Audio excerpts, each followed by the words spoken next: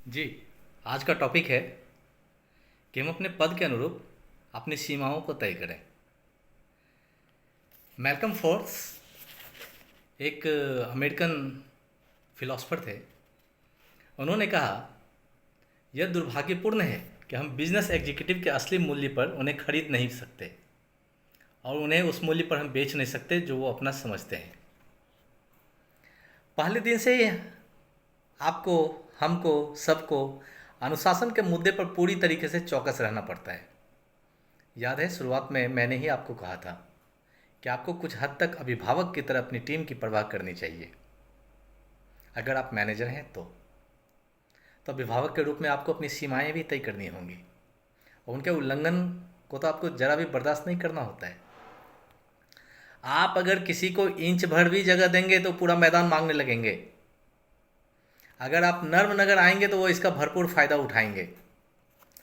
स्पष्ट सीमाओं के उल्लंघन को बर्दाश्त नहीं करने की नीति के साथ अच्छी बात यह है कि आप एक निश्चित दिखने वाली सीमा रेखा, बाउंड्री आप तैयार कर देते हैं, एक पैरामीटर्स तैयार कर देते हैं जिससे आप हर चीज़ का बखूबी आकलन करते हैं, मूल्यांकन करते हैं, एनालिसिस करते हैं, ऑडिट करते हैं। आपको बस इतना पूछना होता है कि क्या तुमने कंपनी के नियमों का उल्लंघन किया है। सामने वाला खुद ब खुद उल्लंघन करना रोक देगा।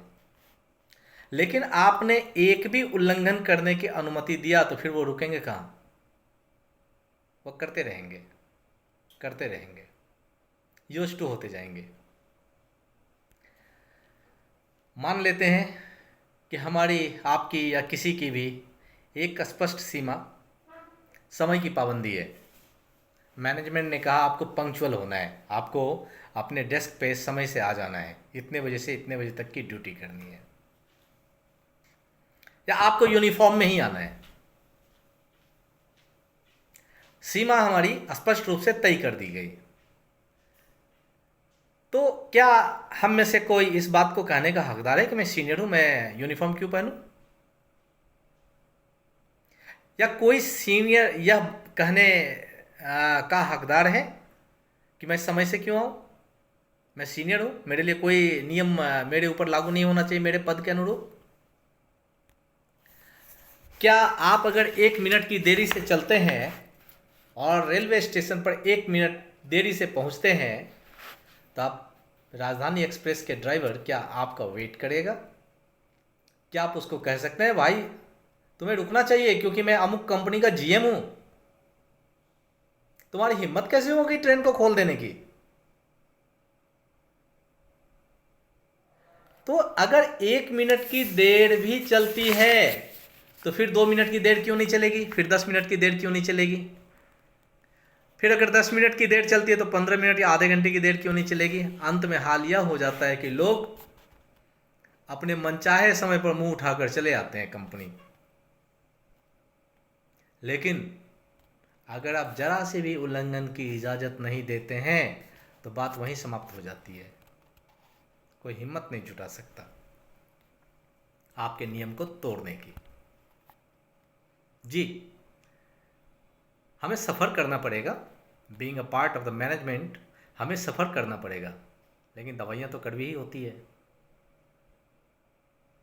और डॉक्टर को अगर लगता है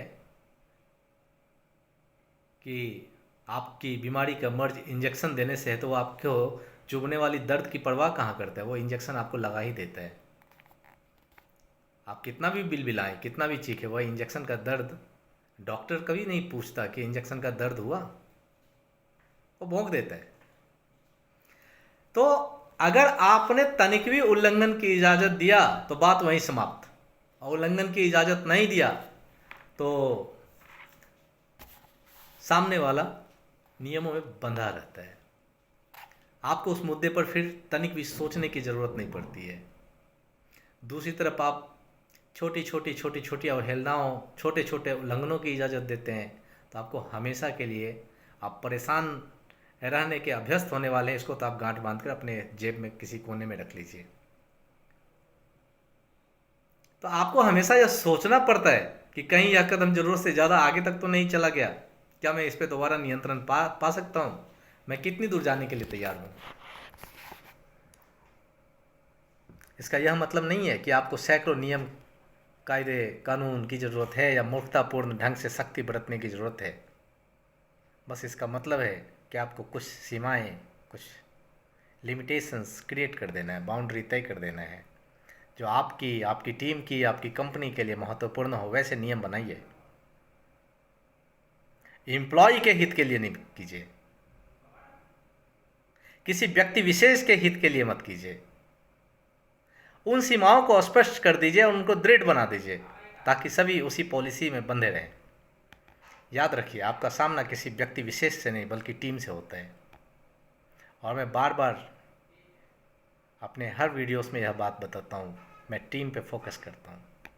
हो सकता है आपको लगे कि किसी एक व्यक्ति के मामले में अपवाद स्वरूप रियायत दिया जा सकता है, लेकिन सावधान, आप अन्य व्यक्तियों के साथ फिर न्याय नहीं कर रहे हैं, आप समान व्यवहार फिर नहीं कर रहे हैं।